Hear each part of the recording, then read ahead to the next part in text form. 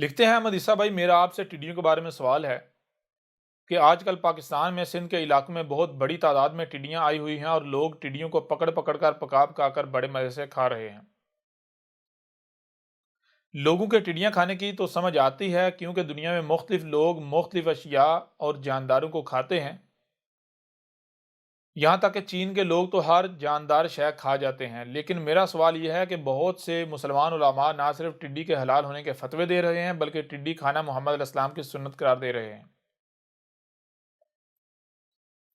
احمد عیسیٰ بھائی، کیا یہ حقیقت ہے کہ محمد علیہ السلام نے ٹڈیاں کھائیں یا ٹڈی کو حلال کہا؟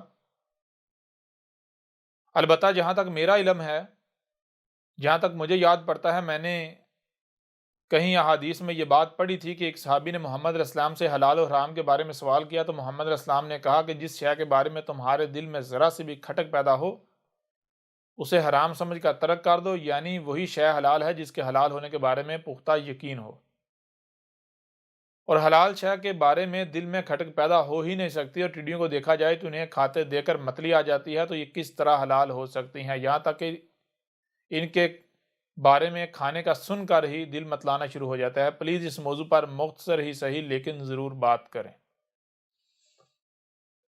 جی، تو آپ نے جو سوال ارسال کیا، آپ کا سوال ٹڈیوں کے بارے میں ہے کہ کیا ٹڈی کھانا جائز ہے، ٹڈی کھانا حلال ہے، اور آپ نے یہ سوال آپ نے لکھا کہ اس لیے کیا کیونکہ بہت سارے مسلمان علماء نہ صرف ٹڈی کے حلال ہونے کا فتویٰ دے رہے ہیں بلکہ وہ ٹڈی کھانا محمد کی سنت قرار دے رہے ہیں۔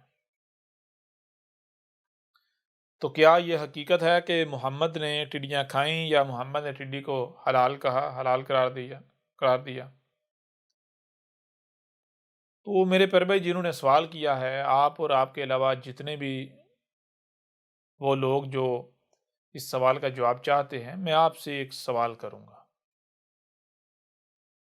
اس کے بعد آپ خود فیصلہ کر لیجئے گا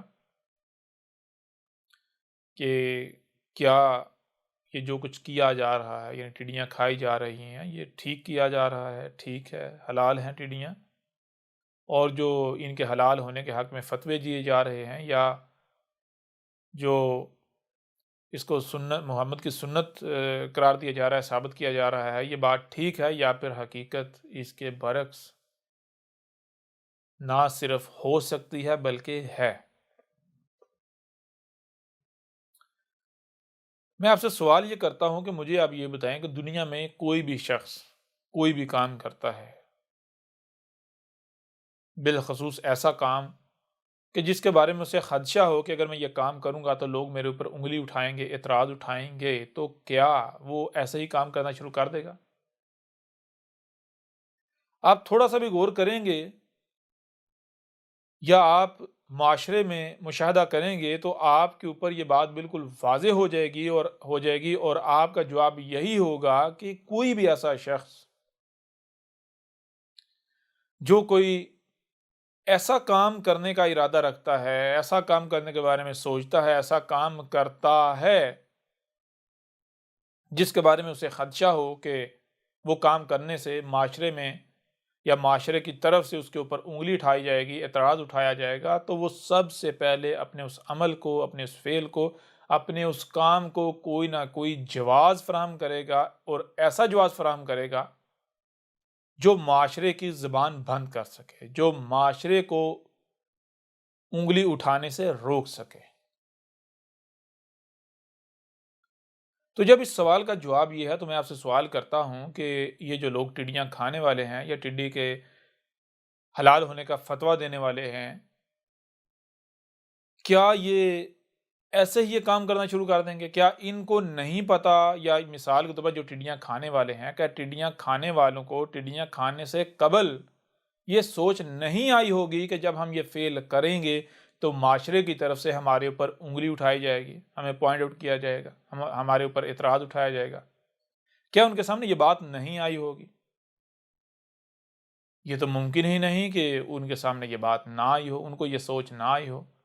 اور جب یہ ممکن ہی نہیں کہ ان کو یہ سوچ نہ آئی ہو، یعنی کہ ہر لحاظ سے ٹڈیاں کھانے سے پہلے، ٹڈیاں کھانے سے قبل ان میں یہ سوچ پیدا ہوئی، یہ خدشات ان کے سامنے آئے، تو پھر کیسے ممکن ہے کہ وہ ٹڈی کھائیں اور کوئی جواز بھی فراہم نہ کریں، یعنی بغیر کوئی جواز گھڑے ٹڈے کھانا شروع کر دیں؟ اور پھر یہ بھی کیسے ممکن ہے کہ وہ جو جواز گھڑیں وہ ایسا جواز ہو کہ جو معاشرے کو انگلی اٹھانے سے یا ان پر اعتراض کرنے سے روک نہ سکے؟ یہ تو ممکن ہی نہیں۔ پھر دوسری بات، جو ٹڈی کے حلال ہونے کا فتویٰ دینے والے ہیں یا ٹڈی کو حلال قرار دینے والے ہیں، خواہ وہ کوئی بھی کیوں نہ ہو، کوئی ہی کیوں نہ ہو، کیا اسے ٹڈی کے حق میں، ٹڈی کے حلال ہونے پر کا فتویٰ دینے سے پہلے، اس سے قبل اس کو یہ سوچ نہیں آئی ہوگی؟ اس کو یہ فکر، یہ سوچ نہیں آئی ہوگی، یہ خیال نہیں آیا ہوگا کہ میں جو کام کرنے جا رہا ہوں، جو بات کرنے جا رہا ہوں، اس حوالے سے معاشرے میں آوازیں اٹھیں گی؟ میں اگر ٹڈی کو حلال کہوں گا تو معاشرے میں آوازیں اٹھیں گی، لوگ پوائنٹ آؤٹ کریں گے، لوگ اعتراض اٹھائیں گے، لوگ سوال اٹھائیں گے۔ کیا اس کے سامنے یہ بات نہیں آئی ہوگی؟ اسے یہ سوچ نہیں آئی ہوگی، یہ سوال اس کے دماغ میں نہیں پیدا ہوا ہوگا؟ تو کوئی بھی یہ نہیں کہہ سکتا کہ نہیں جی اس کے سامنے یہ سوال نہیں آیا ہوگا، بلکہ یقینی طور پر اس کے سامنے یہ سوال آیا۔ تو اب میں سوال کرتا ہوں آپ سے کہ کیا جب اس کے سامنے فتویٰ جاری کرنے سے قبل یہ سوال آیا، ٹڈی کو حلال کہنے سے قبل یہ سوال، یہ خیال اس کے سامنے آیا، اس کے دماغ میں آیا، تو پھر کیا وہ ایسے ہی منہ اٹھا کر ٹڈی کو حلال قرار دے گا، ٹڈی کے حلال ہونے کا فتویٰ قرار دے گا، یا پھر وہ ٹڈی کو حلال کہنے کے لیے، ٹڈی کے حلال ہونے کے حق میں فتویٰ جاری کرنے کے لیے کوئی ایسا جواز تراشے گا کہ جس جواز کی بنیاد پر کوئی چاہ کر بھی اس کے اوپر انگلی نہ اٹھا سکے، اس کے اوپر کوئی اعتراض نہ کر سکے؟ ٹھیک ہے؟ اور پھر آپ کو یہ دیکھنا ہوگا کہ وہ کون سا جواز ہو سکتا ہے کہ جو لوگوں کو انگلی اٹھانے سے روک سکے، لوگوں کو اعتراض اٹھانے سے منع کر سکے۔ تو اس کے لیے جب آپ غور کریں گے اس معاشرے میں، تو آپ کو پتہ چلے گا جس طرح کا یہ معاشرہ ہے، اس معاشرے کے اندر اگر آپ نے دنیا کا برے سے برا کام بھی کرنا ہے، کوئی ایسا کام کرنا ہے، کوئی ایسا فعل کرنا ہے جس پر پوری کی پوری دنیا متفق ہو کہ یہ غلط عمل ہے، یہ تباہ کن عمل ہے، لیکن اگر آپ اس کے اوپر اسلام کا لیبل لگا دیتے ہیں، آپ اس کے اوپر محمد کی سنت کا لیبل لگا دیتے ہیں، آپ اس کو عین اسلام قرار دیتے ہیں، تو وہی لوگ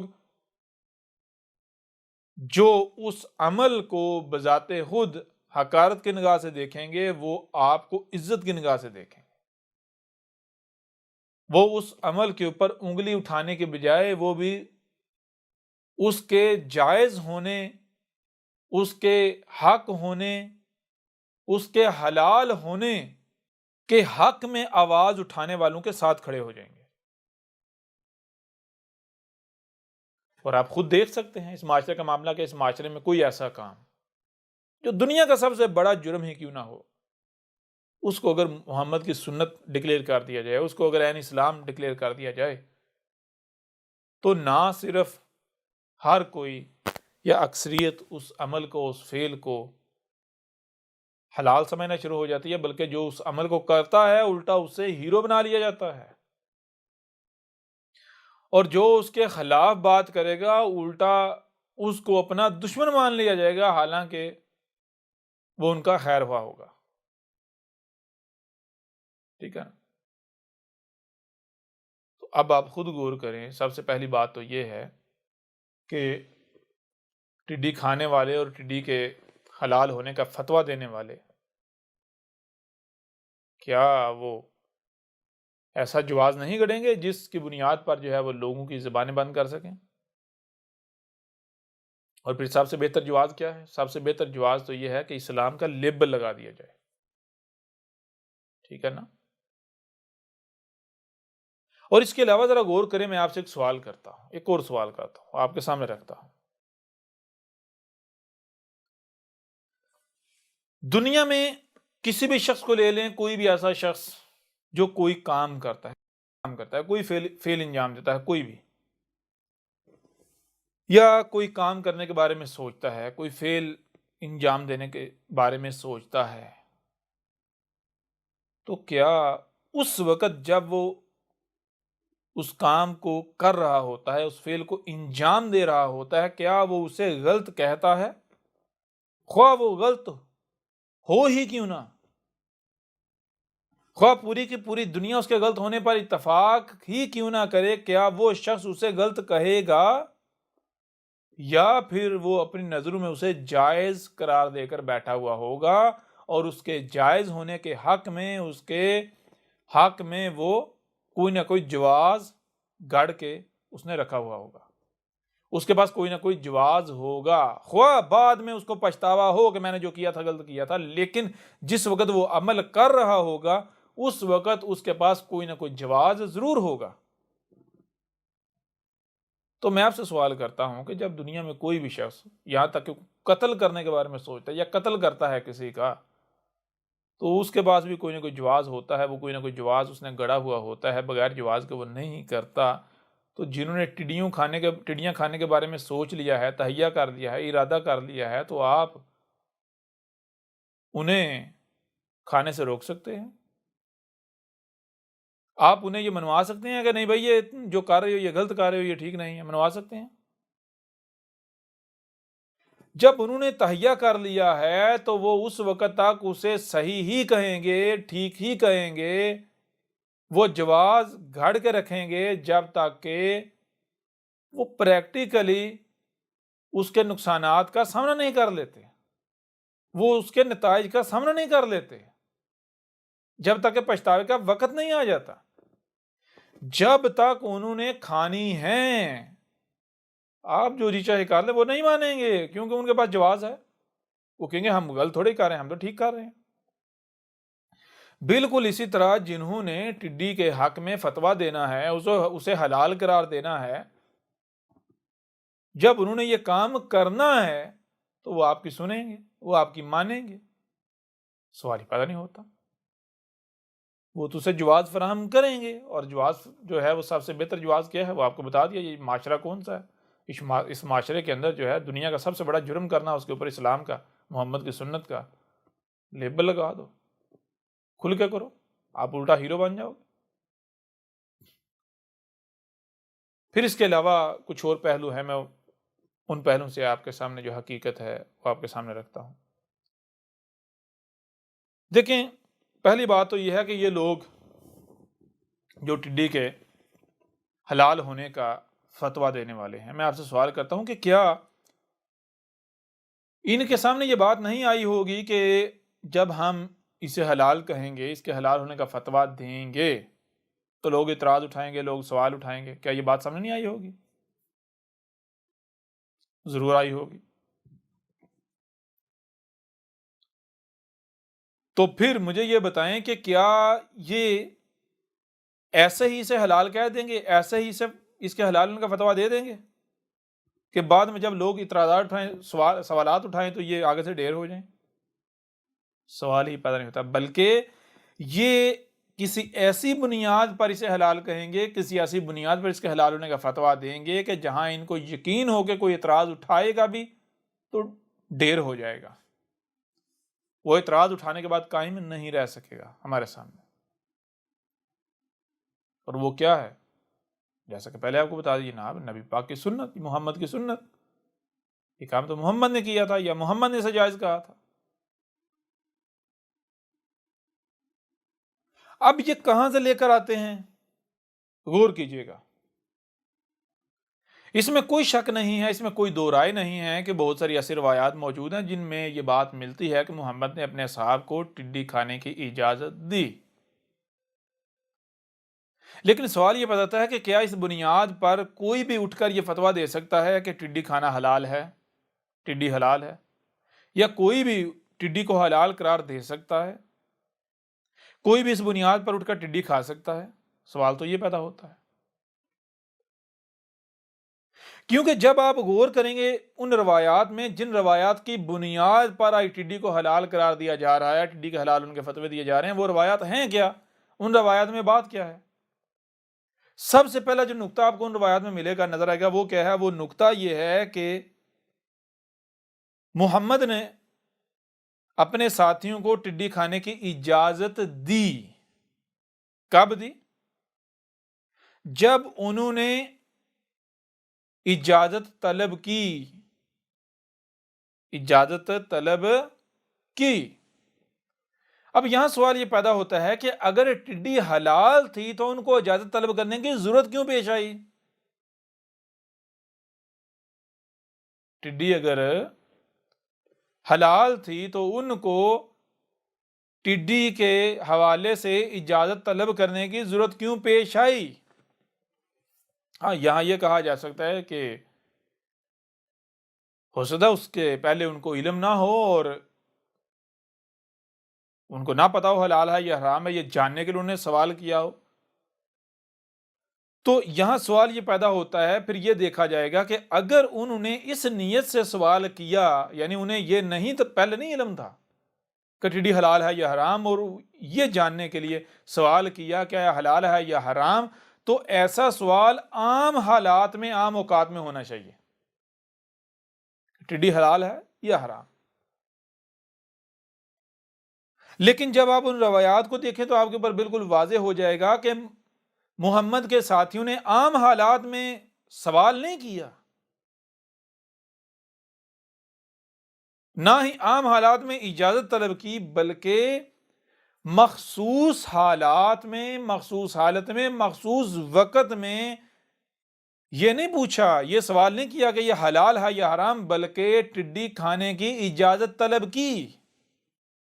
مطلب کیا؟ مطلب یہ کہ ان کو پتا تھا، ان کو علم تھا کہ یہ چیز جو ہے یہ حلال نہیں ہے، ہم اسے استعمال نہیں کر سکتے، اسے استعمال کرنے کی اجازت نہیں ہے، لیکن ایسے حالات بن گئے، ایسا وقت آ گیا کہ جس وقت میں انہیں مجبوراً اجازت لینا پڑی۔ یہ تو سارا پس منظر خود ہی واضح کر رہا ہے کہ ٹڈی حلال نہیں بلکہ حرام ہے۔ اور جب آپ روایات کو دیکھیں گے تو آپ کے اوپر بالکل واضح ہو جائے گا، ہاں بالکل جنگ کی حالت میں، لڑائی کی حالت میں جب صحراؤں میں تھے، کھانے کو کچھ نہیں تھا، پینے کو کچھ نہیں تھا، بھوک کی شدت تھی، تو جان بچانے کے لیے یعنی کھانے کو نہیں ہے، پینے کو کچھ نہیں ہے، صحراؤں میں ہیں، بستیوں سے، شہروں سے باہر ہیں، صحراؤں میں دشمن کے ساتھ لڑائی میں ہیں، ایسی حالت میں ہیں، تو اس حالت میں وہاں دیکھا کہ وہاں کھانے کو اور کچھ نہیں ہے، کیا ہے؟ ٹڈی ہے، تو پوچھا کہ کیا ہم ٹڈی کھا سکتے ہیں؟ یعنی اب دیکھیں نا، جب آپ ایسی حالت میں آ جاتے ہیں کہ جس حالت میں آپ کے سامنے دو ہی چوائسز ہو، دو رستے ہوں، پہلا رستہ یہ ہے کہ آپ بھوک سے مر جائیں، دوسرا رستہ یہ ہے کہ آپ جان بچانے کے لیے وہ شے جو عام حالات میں جائز نہیں ہے، عام حالات میں حلال نہیں ہے، جسے کسی بھی صورت عام حالات میں استعمال نہیں کیا جا سکتا، بامر مجبوری کی وجہ سے اس کو استعمال کر کے تو اس وقت کو گزار لیا جائے، سروائیو کر لیا جائے، جان بچا لی جائے۔ یہ دو رستے ہیں۔ تو میں آپ سے سوال کرتا ہوں، عقل مند شخص کیا کرے گا؟ کیا موت کو گلے لگا لیا جائے گا؟ ذمہ داریوں سے بھاگا جائے گا؟ ذمہ داری سے بھاگنے کے لیے موت کو گلے لگا لیا جائے گا، یا پھر اس وقتی طور پر ان حالات سے نکلنے کے لیے، اس سختی کا مقابلہ کرنے کے لیے، جان بچانے کے لیے، عام حالات میں جس چیز کے استعمال کی اجازت نہیں ہے اس شے کو استعمال کر کے اس وقت سے نکل لیا جائے گا؟ حقیقت آپ کے سامنے ہے، اور یہی ہوا کہ جنگ کی حالت میں ہیں، صحراؤں میں ہیں، بستیوں میں نہیں ہے، شہروں میں نہیں ہے، بیابانوں میں ہے، صحراؤں میں ہے، جہاں کھانے کو کچھ نہیں ہے، پینے کو کچھ نہیں ہے، تو وہاں یا تو آپ بھوک سے مر جائیں، دوسری صورت یہ ہے کہ وہاں پر ایک ایسی شے موجود ہے جو عام حالات میں، عام اوقات میں جس کے کھانے کی کسی بھی صورت اجازت نہیں ہے، حرام ہے، ہاں یہاں پر اگر اسے استعمال کر لیا جاتا ہے تو زندہ بچ سکتے ہیں، یعنی زندہ بچنے کے لیے اسے استعمال کر لیا جائے۔ تو اس کے لیے محمد کے اصحاب نے، ساتھیوں نے محمد سے اجازت طلب کی کہ اے اللہ کے بھیجے ہوئے، کہ کیا اس صورت میں، اس حالت میں ہم ٹڈی کو استعمال کر سکتے ہیں؟ تو ایسی صورت میں پھر کیا کیا؟ محمد نے انہیں ٹڈی کھانے کی اجازت دے دی، لیکن اس کا مطلب یہ نہیں ہے کہ ٹڈی کو حلال قرار دے دیا، بھائی یہ پکی پکی حلال ہو گئی، نہیں۔ مخصوص وقت، مخصوص حالات۔ اور جب آپ قرآن سے سوال کریں تو آپ کو قرآن بھی یہی جواب دے گا۔ قرآن کیا بتاتا ہے؟ قرآن یہ کہتا ہے کہ جب تم حالت اضطراب میں ہوتے ہو، یعنی ایسی حالت میں کہ جب تمہارے سامنے دو رستے ہوتے ہیں، پہلا رستہ یہ ہے کہ اب ظاہر بات ہے کھانے کو کچھ بھی حلال نہیں ہے تو بھوک سے مر جایا جائے، دوسرا رستہ یہ ہے کہ کھانے کو ہے لیکن کیا ہے؟ خبیث ہے، وہ ہے جس کے کھانے کی اجازت نہیں دی گئی۔ تو کہا ایسے حالات میں پہلے رستے کو گلے نہ لگاؤ، موت کو گلے نہ لگاؤ، بلکہ اس وقت سے نکلنے کے لیے، اپنی جان بچانے کے لیے، وہ جو حرام ہے جس کو کھانے کی عام حالات میں، عام اوقات میں اجازت نہیں ہے، اس کو استعمال کر سکتے ہو، کر لو، لیکن کتنا؟ کہا جان لو، اس کو اپنا رزق نہیں بنا لینا پراپر، اس کو اپنے لیے حلال نہیں ٹھہرا لینا، نمبر ایک۔ نمبر دو، پیٹ بھرنے کے لیے نہیں کھانا، مزے لینے کے لیے نہیں کھانا، بلکہ زندہ رہنے کے لیے کھانا ہے، ٹھیک ہے؟ تو جو زندہ رہنے کے لیے کھائیں گے ان کے اوپر کوئی جرم نہیں ہے، کوئی گناہ نہیں ہے، انہوں نے کوئی جرم نہیں کیا، لیکن اگر وہاں ایسی حالت میں بھی آپ نے پیٹ بھرنے کے لیے کھایا، پیٹ بھر کے کھایا، مزہ لینے کے لیے کھایا، مزے کے لیے کھایا، نہ کہ جان بچانے کے لیے، تو پھر آپ نے جرم کیا، آپ باغی بنے، ٹھیک ہے نا؟ تو ان حالات کے تحت رب نے خنزیر کھانے کی اجازت دے دی۔ خنزیر کسے کہتے ہیں؟ خنزیر کا مطلب یہ نہیں کہ وہ چار ٹانگوں والا جانور، نہیں، خنزیر کہتے ہیں خبائث کو، ہر قسم کی خبیث شے جسے، جو کہ حرام ہے، جسے کھانے کی اجازت نہیں دی گئی، ہاں مخصوص حالات میں، مخصوص اوقات میں، جب ان کے علاوہ اور کچھ میسر ہی نہیں، تو دو ہی صورتیں، یا تو اس کے ذریعے سے جان بچا لی جائے یا پھر موت کو گلے لگا لیا جائے۔ تو موت کو گلے لگانے سے بہتر ہے ان اشیاء کو استعمال کرتے ہوئے جان بچا لی جائے، لیکن ان کو استعمال کرنا ہے کس لیے؟ پیٹ بھرنے کے لیے نہیں، مزہ لینے کے لیے، ذائقے کے لیے نہیں، بلکہ جان بچانے کے لیے، ان مخصوص اوقات سے، مخصوص حالات سے نکلنے کے لیے، ان حالات کا مقابلہ کرنے کے لیے، سروائیو کرنے کے لیے، جان بچانے کے لیے۔ بالکل اسی طرح محمد نے ٹڈی کھانے کی اجازت دی، ٹھیک ہے؟ اب جب ان حالات میں، اس صورت میں محمد نے ٹڈی کھانے کی اجازت دی، تو میں آپ سے سوال کرتا ہوں، اب اگر اس کی بنیاد پر کوئی ٹڈی کو حلال قرار دیتا ہے، ٹڈی کے حلال ہونے کا فتویٰ دیتا ہے، یا ٹڈی کو حلال سمجھتا ہے، جائز قرار دیتا ہے، جائز سمجھتا ہے، یا عام حالات میں کھاتا ہے، تو میں آپ سے پوچھتا ہوں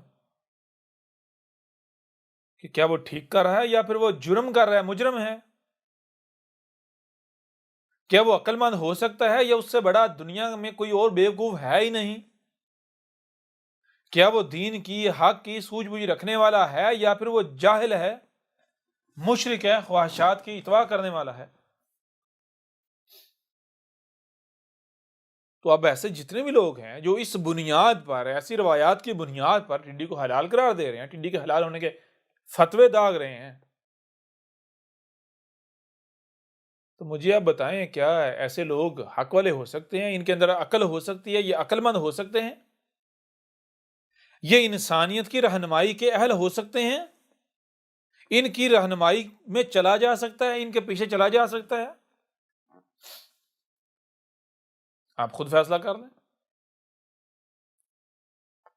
پھر اس کے علاوہ میں ایسا کرتا ہوں، ہم ایسا کرتے ہیں کہ یہ جس قرآن کے یہ دعوے دار ہے، قرآن قرآن قرآن قرآن، اب پتہ چلتا ہے یہ قرآن کو کتنا مانتے ہیں۔ اسی قرآن سے حقیقت ہم آپ کے سامنے رکھتے ہیں، ٹڈی کا نام لے کر۔ اس قرآن میں ٹڈی کا ذکر کیا گیا ہے، کیسے کیا ہے، کس صورت میں کیا گیا ہے، اس کو جاننے کے لیے، اس کو سامنے رکھنے سے پہلے ایک چیز آپ کو جاننا ضروری ہے آپ کے لیے۔ وہ کیا ہے؟ وہ یہ جاننا لازم ہے کہ آپ کو یہ علم ہونا چاہیے کہ اس قرآن میں ہے کیا۔ کیونکہ جب آپ اس قرآن کو اٹھا کر دیکھیں گے تو آپ کو پتہ چل گا اس قرآن میں ان لوگوں کا ذکر ہے جو پہلے گزر چکے ہیں، وہ پہلی اقوام، آپ کو یہ نظر آئے گا۔ لیکن جب قرآن سے سوال کیا جائے تو قرآن کہتا ہے کہ اس قرآن میں ان لوگوں کا ذکر نہیں ہے وہ جو گزر چکے ہیں۔ یعنی قرآن کہتا ہے قرآن میں اساطیر الاولین نہیں ہے، الاولین وہ جو اس قرآن سے پہلے گزر چکے ہیں ان کی لائنیں نہیں ہیں اس قرآن میں، بلکہ قرآن کہتا ہے اس قرآن میں تمہارا ذکر ہے۔ لَقَدْ أَنزَلْنَا إِلَيْكُمْ كِتَابًا فِيهِ ذِكْرُكُمْ أَفَلَا تَعْقِلُونَ۔ قرآن یہ کہہ رہا ہے، دیکھیں رب کہہ رہا ہے اس قرآن میں کہ کیا ہم نے تمہاری، ذرا تم تحقیق کرو، تمہیں سننے کے لیے کان، دیکھنے کے لیے آنکھیں دی گئی، جو سنائی اور دکھائی دے رہا ہے اسے سمجھنے کی صلاحیت دی گئی، تو ان صلاحیتوں کو ذرا استعمال کرو، تحقیق کرو، غور و فکر کرو، اور پھر بتاؤ کیا تمہاری طرف ہم نے ایک کتاب نہیں بھیجی ہوئی؟ تمہاری طرف ایک کتاب نہیں بھیجی ہوئی، یعنی ایک ایسی کتاب جس کے اوپر تم سب کا اتفاق ہے کہ یہ رب العالمین کی طرف سے ہے نا، جسے تم قرآن کہتے ہو، ھذا القرآن، یہ قرآن۔ اگر اب کہہ رہا ہے اس میں کیا ہے، فیہ ذکرکم، اس میں تمہارا ہی ذکر ہے، اور تم کیا کہتے ہو؟ قرآن یہ بھی بتاتا ہے، تم کہتے ہو اس میں اساطیر الاولین ہے، تم کہتے ہو ہمارا اس میں ذکر ہے ہی نہیں، اس میں تو جو پہلی قوم ہے، پہلے لوگ ان کا ذکر ہے، ان کی لائنیں ہیں۔ قرآن یہ کہہ رہا ہے، رب یہ کہہ رہا ہے اس قرآن میں ان کا ذکر نہیں، تمہارا ذکر ہے۔ تم کیوں کہتے ہیں ان کا ذکر ہے؟ کیونکہ بظاہر تمہیں ان کا ذکر نظر آتا ہے، ان کے نام نظر آتے ہیں۔ تو قرآن کیا کہتا ہے؟ قرآن کہتا ہے کہ یہ ان کا ذکر نہیں ہے، بلکہ ان کو تو سلف یعنی گزرا ہوا کر دیا، نہ صرف گزرا بلکہ مسل کر دیا بعد والوں کے لیے، اس لیے اس قرآن میں ان کی مسلوں سے تمہارا ذکر ہے، ان کی مسلوں سے تمہارا ذکر ہے۔ یعنی یہ بات آپ کے اوپر واضح ہونی چاہیے کہ یہ جو قرآن ہے، اس قرآن میں وہ جو پہلے والے لوگ ہیں جن کا آپ کو قرآن میں نام نظر آتا ہے، ان کا ذکر نہیں ہے، بلکہ ان کی مسلوں سے آپ کا ذکر ہے۔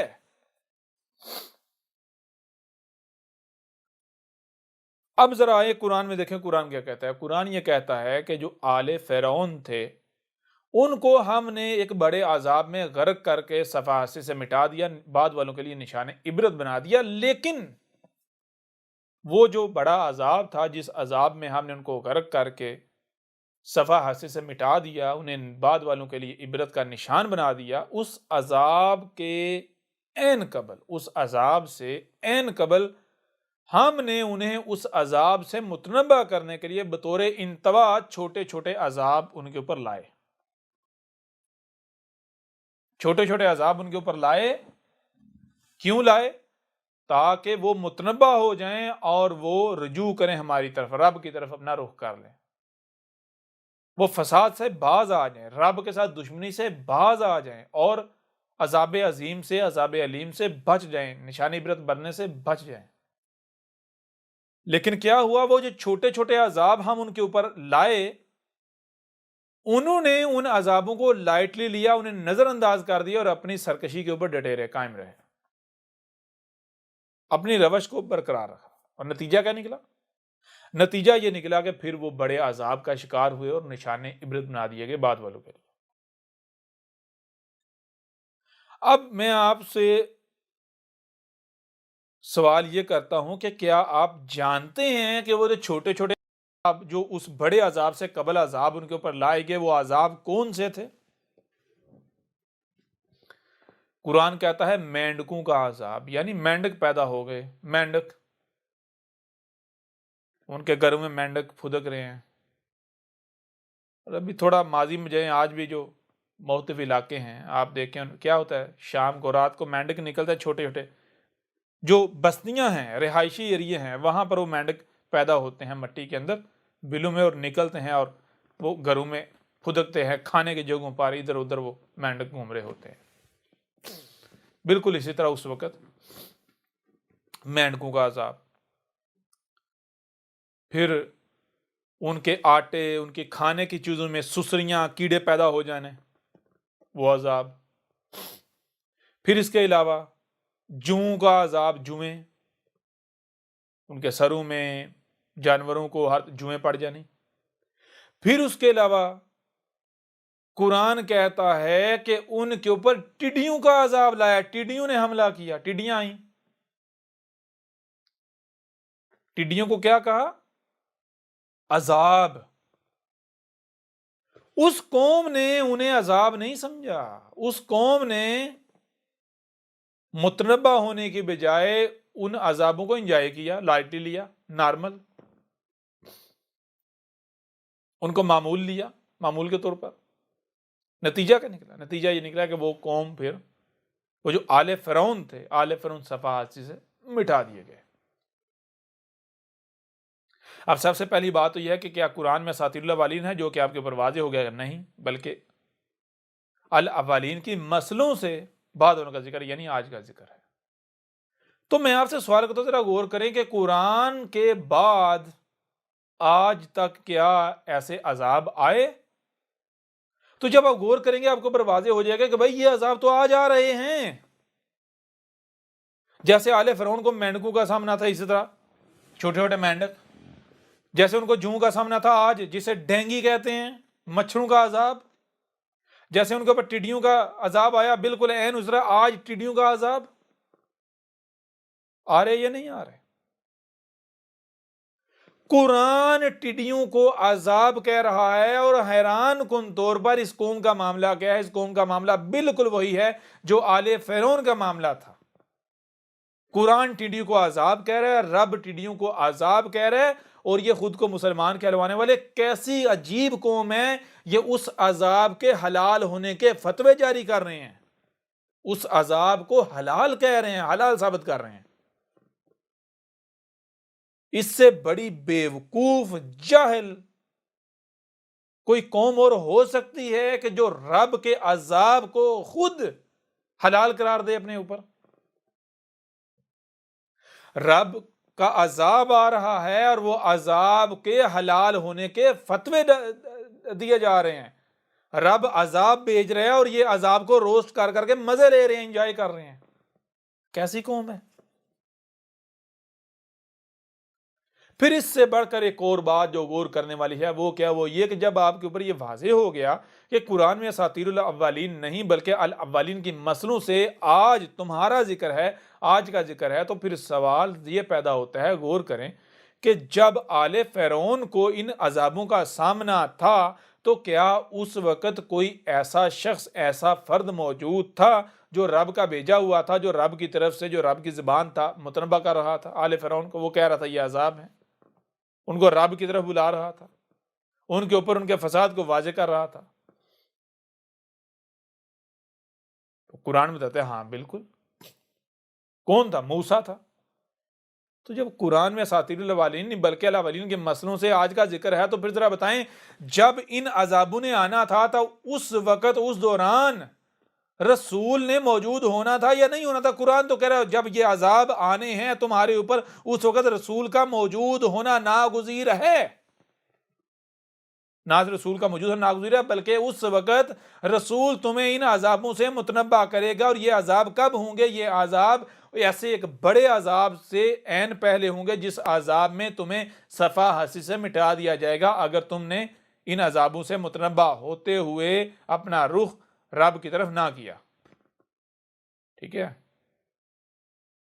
اگر تم متنبع ہو کر رب کی طرف رخ کر دو گے تو عذاب عظیم سے، بڑے عذاب سے بچ جاؤ گے، صفا سے مٹنے سے بچ جاؤ گے، بعد میں کے لیے نشان عبرت بننے سے بچ جاؤ گے۔ لیکن اگر تم نے بھی آل فرعون کی روش اختیار کی تو پھر تمہارا انجام بھی وہی ہوگا جو آل فرعون کا ہوا تھا۔ اور قرآن کیا بتاتا ہے؟ قرآن بتاتا ہے کہ اس قوم کا انجام بھی بالکل وہی ہونا ہے جو آل فرعون کا ہوا تھا۔ جیسے آل فرعون متنبع نہیں ہوئے تھے، رسول کے ہر لحاظ سے کھول کر متنبع کرنے کے باوجود متنبع نہیں ہوئے تھے، بالکل قرآن کہہ رہا ہے اسی طرح، انہی کی طرح یہ جو خود کو مسلمان کہلوانے والے ہیں یہ بھی متنبع نہیں ہوں گے، یہ بھی عذاب میں صفاسی سے مٹیں گے، عبرت کا نشان بنیں گے۔ اور یہاں غور کرنے والی جو باتیں ہیں وہ کیا ہے؟ وہ سب سے پہلی بات یہ کہ قرآن ٹڈیوں کو عذاب کہہ رہا ہے، نمبر 1۔ نمبر 2، قرآن یہ بتا رہا ہے کہ جب یہ ٹڈیوں کا عذاب آئے گا تمہارے اوپر تو اس وقت رسول موجود ہوگا۔ تو ذرا غور کریں، ٹڈیوں کا آنا، ٹڈیوں کا عذاب آنا، یہ ٹڈیاں تو گواہی دے رہی ہیں اس بات کی کہ اے خود کو مسلمان کہلوانے والو، اس غور کرو، اس وقت تم میں رب کا بھیجا ہوا موجود ہے، کیونکہ ٹڈیاں تو یہ بتا رہی ہیں ہم نے تو آنا ہی تب تھا جب تم میں رب کا بھیجا ہوا موجود ہونا تھا۔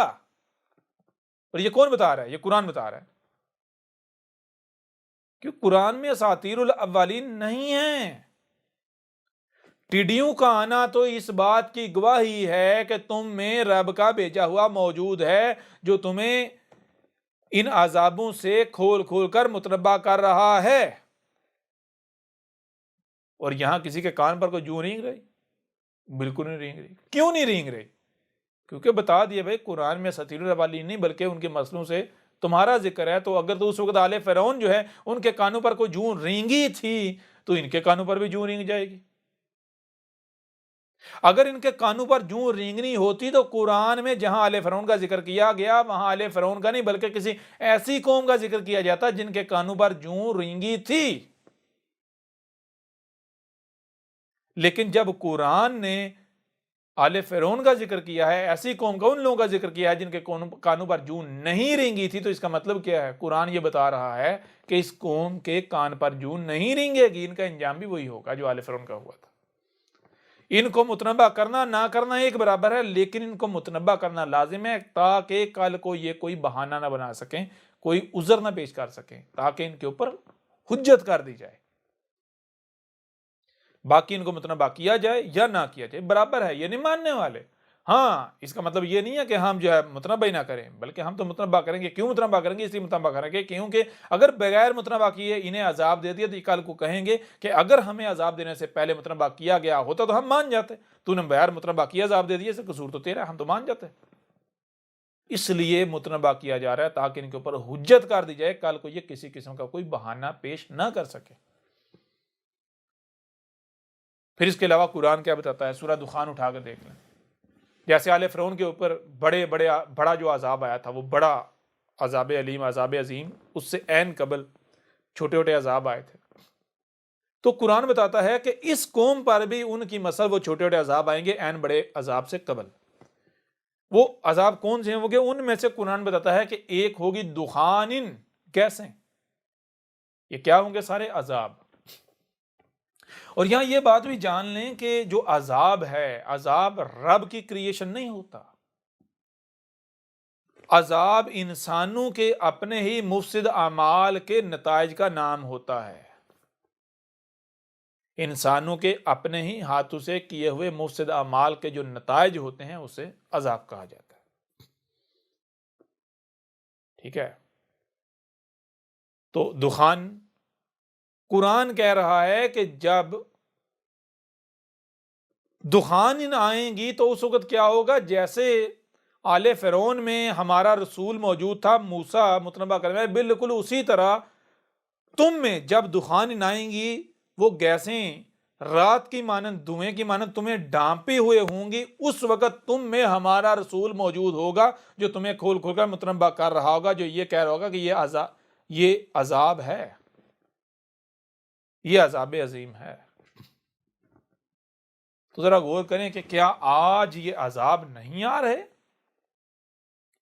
ڈینگی ہو گیا، مینڈک ہو گئے، ٹڈیاں ہو گئیں، اس کے علاوہ قتل و غارت کے ہو گئے، آپس میں ایک دوسرے کی گردنیں اڑانے والے، تفرقہ ہو گیا، دخان ہو گئیں، یہ سارا کچھ، جب یہ سارا کچھ ہو رہا ہے تو یہ تو تب ہونا تھا جب رسول نے موجود ہونا تھا. جب یہ سب ہونا تھا اس وقت رسول نے موجود ہونا تھا، تو ایسا کیسے ممکن ہے یہ سب ہو رہا ہو اور رسول موجود نہ ہو؟ ایسا کیسے ممکن ہے یہ سب ہو رہا ہو اور رسول موجود نہ ہو اور کھول کھول کر متنبہ نہ کر رہا ہو؟ ان ساری چیزوں کا آج موجود ہونا اس بات کی گواہی ہے کہ رسول موجود ہے، کھول کھول کر متنبہ کر رہا ہے. ٹھیک ہے. پھر اس کے علاوہ ٹڈی کو ایک اور پہلو سے آپ کے اوپر واضح کرتے ہیں. آپ پورا قرآن اٹھا کے دیکھ لیں، رب نے بار بار کہا ہے کہ جو رب کا رزق ہے تم نے وہ استعمال کرنا ہے، وہ اس کے علاوہ رزق استعمال نہیں کرنا. میں آپ سے سوال کرتا ہوں کہ کیا یہ جو ٹڈیاں ہیں ان کا خالق رب العالمین ہے؟ اگر کوئی یہ کہتا ہے کہ ٹڈیوں کا خالق رب العالمین ہے تو اس کا مطلب یہ ہے کہ وہ یہ کہہ رہا ہے کہ رب جو ہے وہ سبحان نہیں ہے، رب کے لیے حمد نہیں ہے، رب عیب دار خلق کرتا ہے. کیوں؟ کیونکہ ٹڈیاں جو ہیں یہ تو عیب دار ہیں. ٹڈیاں تو جہاں بھی جاتی ہیں تباہی مچا دیتی ہیں، یہ تو شر پھیلاتی ہیں. کیا رب ایسی تخلیق کرے گا؟ سوال ہی پیدا نہیں ہوتا. رب کی جو تخلیق ہے وہ فطرت میں تباہی کا باعث نہیں بنتی، فطرت کے ساتھ متصادم نہیں ہوتی، بلکہ وہ فطرت کے ساتھ مطابقت رکھتی ہے، وہ فطرت کے لیے تحفظ کا باعث بنتی ہے، وہ فطرت کو تحفظ فراہم کرتی ہے، نہ کہ فطرت میں تباہی پھیلاتی ہے. ٹھیک ہے نا؟ تو اگر تو ٹڈیوں میں حمد ہے، اگر تو ٹڈیاں فطرت میں نیچر میں تباہی نہیں پھیلاتی بلکہ تحفظ کی ضمانت ہے، تحفظ فراہم کرتی ہیں، پھر تو رب کی تخلیق ہے. لیکن اگر ٹڈیوں میں شر ہے، ٹڈیوں میں حمد نہیں ہے، تباہی ہے، نقصان ہے، عیب دار ہے، تو پھر یہ رب کی تخلیق ہو سکتی؟ سوال ہی پیدا نہیں ہوتا. یہ بات الگ ہے کہ یہ مخلوقات کیسے وجود میں آتی ہیں، اس کے اوپر ہم تفصیل کے ساتھ بعد میں بات کریں گے. لیکن یہ جان لیں یہ جو ٹڈیاں ہیں، یہ جو مچھر ہیں، یہ جتنی بھی خبیث مخلوقات ہیں، یہ رب کی تخلیق نہیں ہے، بلکہ یہ انسانوں کے ترقی کے نام پر اپنے ہی ہاتھوں سے کیے ہوئے مفسد اعمال کے نتائج ہیں. جب آپ فطرت میں چھیڑ چھاڑ کرو گے، المیزان میں توازن میں خسارہ کرو گے، توازن میں بگاڑ پیدا کرو گے، تو ظاہری بات ہے پھر جو چیز وجود میں آئے گی بگڑی ہوئی پیدا آئے گی نا. پھر اس کا خالق رب نہیں، وہ ذمہ داری رب کے اوپر نہیں جائے گی، وہ ذمہ داری تمہارے اوپر جائے گی. ٹھیک ہے نا؟ تم نے شرک کیا، مداخلت کی رب کے کام میں. جب انسان رب کے کام میں مداخلت کرے گا تو تباہی نہ ہو ایسا کیسے ممکن ہے؟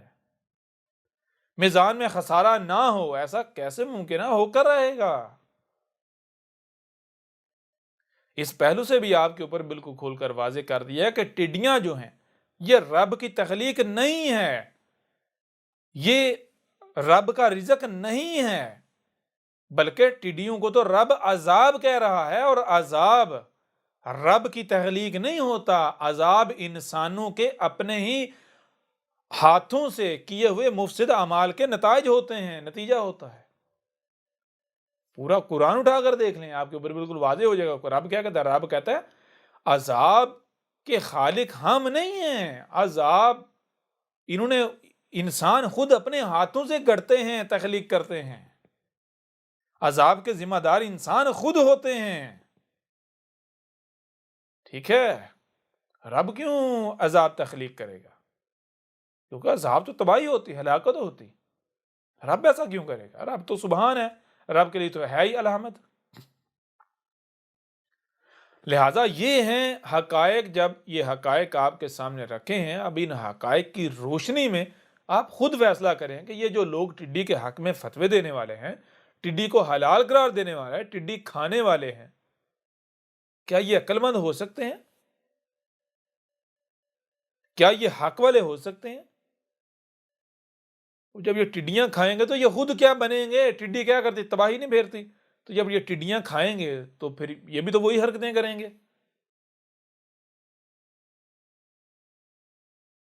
بہرحال یہ باتیں ان مسلمانوں سے کرنا تو ایسے جیسے دیوار کے ساتھ ٹکرے مارنا، ان کو کیا پتا اعمال کیسے وجود میں آتے ہیں، اعمال ہوتے کیا ہیں، ایکشن ہوتے کیا ہیں، کیسے وجود میں آتے ہیں، ان کو کیا پتا، کسی چیز کا ان کو پتا۔ ان کے ساتھ عقل والی بات کرنا، یہ تو ایسے ہی ہے جیسے بیل کو سرخ کپڑا دکھانا۔ یہ تو اس طرح کی قوم ہے۔ اب یہ حقائق آپ کے سامنے ہیں، عقل آپ کے پاس ہے، سوچنے سمجھنے کی صلاحیت آپ کے پاس ہے، آپ خود فیصلہ کریں، آپ کے اوپر واضح ہو جائے گا حق کیا ہے باطل کیا ہے، اور اس کے بعد حق کو تسلیم کرنا یا تسلیم کرنے سے انکار کرنا، اس کا اختیار آپ کے پاس ہے۔ ہاں، اگر آپ تسلیم کرتے ہیں تو ہمارا فائدہ نہیں کریں گے، فائدہ آپ کا اپنا ہے، اور اگر آپ انکار کرتے ہیں تو تب بھی نقصان ہمارا نہیں کریں گے، نقصان آپ اپنا کریں گے۔ اگر آپ تسلیم کرتے ہیں تو تسلیم کر کے ہمارے اوپر کوئی احسان بھی نہیں کریں گے، بلکہ احسان تو الٹا ہم آپ کے اوپر کر رہے ہیں، کہ ایک ایسے دور میں جب ضلال مبین ہیں، ہر طرف ہیں ہی گمراہیاں، اس وقت میں، اس دور میں ہم آپ کو رستہ دکھا رہے ہیں، ہم آپ کے اوپر حق واضح کر رہے ہیں، ساری دنیا کی دشمنی مول لے کر، کسی دشمن کی پرواہ کیے بغیر ہم آپ کے اوپر حق واضح کر رہے ہیں، آپ کو رستہ دکھا رہے ہیں، چراغ لے کر آپ کے سامنے کھڑے ہیں، تو احسان تو ہم کر رہے ہیں، قربانیاں ہم دے رہے ہیں، صبر ہم کر رہے ہیں، تکلیفیں ہم برداشت کر رہے ہیں، اور یہ پیغام، یہ حق، یہ روشنی آپ تک پہنچا رہے ہیں۔ تو آپ اگر مانیں گے تو آپ ہمارے پر احسان نہیں کریں گے، بلکہ یہ ہم احسان کر رہے ہیں۔ مانیں گے آپ کا اپنا فائدہ، نہیں مانیں گے نقصان بھی آپ کا، ہمارا کچھ نہیں بگڑے گا۔